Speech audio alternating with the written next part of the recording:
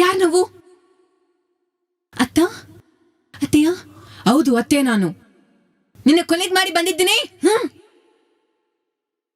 ನೀನು ನಿನ್ನ ಅಪ್ಪನ್ ಕಲ್ತಿ ನನ್ನ ಪಾಗಲ್ ಮಾಡಿ ಆ ದವಾಖಾನೆಯಲ್ಲಿ ಬಿಟ್ಟು ಬಂದಿದ್ರಲ್ಲೇ. ನೆಪ ಬಂದಿದ ಅದೆಲ್ಲ ಅತ್ತೆ. ನಿಜವಾಗಿ ನಿಂಗೆ ಆರೋಗ್ಯ ಚೆನ್ನಾಗಿಲ್ಲ. ನಿನ್ನ ಆಕ್ಸಿಡೆಂಟ್ ಆಗಿ ತಿಕ್ಕ ಮಾಡ್ತದೆ. ಹಾಸ್ಪಿಟಲಲ್ಲಿ ಇಕ್ಕಿದ್ದೀವಿ.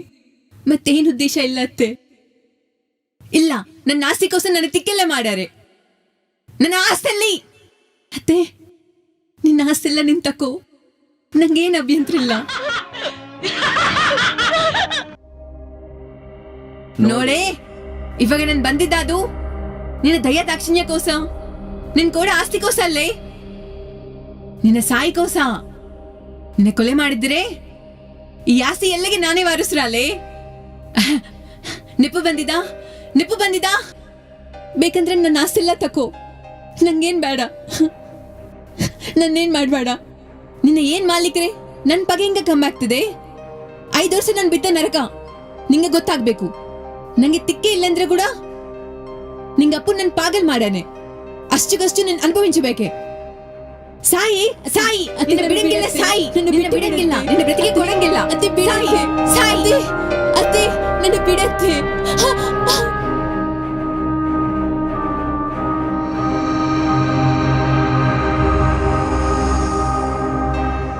ಇವಾಗ ಈ ಆಸ್ತೆಲ್ಲ ನಂದೇ.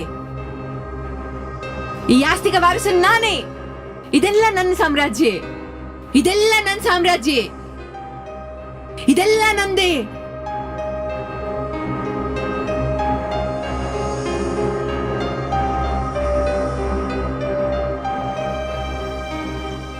Good morning sir. Good morning.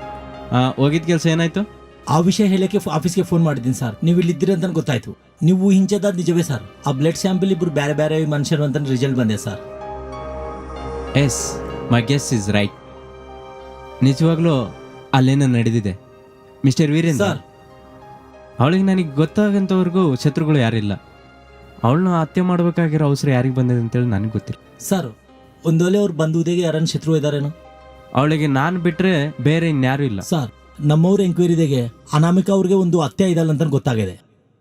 ಅವ್ರ ಬಾರ್ಮೆ ಎಂಕ್ವೈರಿ ಮಾಡಿದ್ರೆ ತುಂಬಾ ಭಯಂಕರದ ನಿಜವರೆಗೆ ಬಂದಿದೆ ಸರ್. ಅವಳೊಂದು ಸೈಕೋ ಅಂತ ಕೇಳಿ ಪಗ ಹೆಚ್ಚು ಜಾಸ್ತಿ ಆದ್ರೆ ರಕ್ತ ಕೊಡೋ ಸೈಕೋ ಅಂತ ಗೊತ್ತಾಯ್ತು ಸರ್.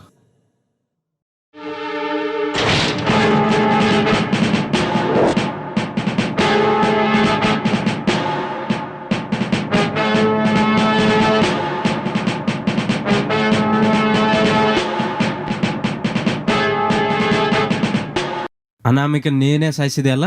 ಮರ್ಯಾದೆಯಾಗಿ ನಿಜ ಹೇಳು. ಹೌದು, ಅಂದ್ರೆ ನಾನೇ ಕೊಲೆ ಮಾಡಿದ್ದೀನಿ. ಏನ್ ಮಾಡ್ತಿ?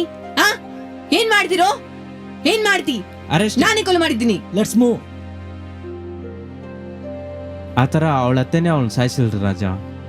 ಅವಳು ಈ ಹೆಸರು ಮೇಲೆ ಇರೋ ಆಸ್ತಿನೆಲ್ಲ ನಿನ್ನ ಹೆಸರು ಮೇಲೆ ಬರ್ತಿದ್ದಾಳೆ. ಅವಳ ಆತ್ಮಕ್ಕೆ ಶಾಂತಿ ಸಿಗಬೇಕಂದ್ರೆ ಈ ಆಸ್ತಿನೆಲ್ಲ ಒಂದು ಟ್ರಸ್ಟ್ ಆಗಿ ಏರ್ಪಾಟ್ ಮಾಡಿ ಒಂದು ಅನಾಥ ಈಶ್ವರಿಗೆ ಒಂದು ದಾರಿ ತೋರಿಸ್ಕೊಟ್ರೆ ಅವಳ ಆತ್ಮಕ್ಕೆ ಶಾಂತಿ ಸಿಗುತ್ತೆ. ಇದು ನೀನೇ ಮಾಡ್ತೀಯ, ನನ್ನ ಮಾತಿಲ್ಲ ಅನ್ಬೇಡ. ನೀನ್ ಮಾಡಿದ ತಪ್ಪಿಗೆ ಪ್ರಾಯಶ್ಚಿತ್ತ ಇರುತ್ತೆ.